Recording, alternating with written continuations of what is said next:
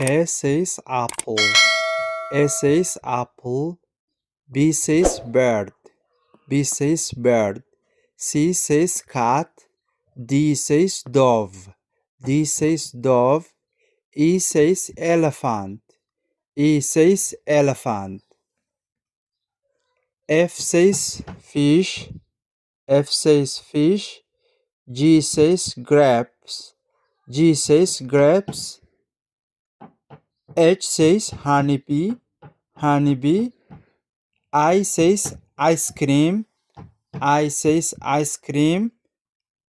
J says Jap. J says Jap. K says kangaroo. K says kangaroo. L says lion. L says lion. M says monkey. M says monk. N says nightingale or nest.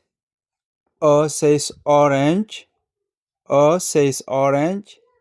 P says panda. P says panda. Q says queen. Q says queen. R says rabbit. R says rabbit. R says rabbit. S says shark. S says shark.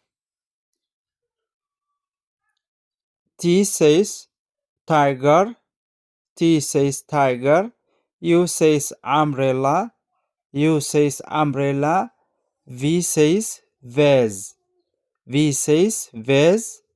W says watch. W says watch. X says Xmas. X says Xmas. Y says yak. Y says yak or yellow. Z says zebra. Z says zebra.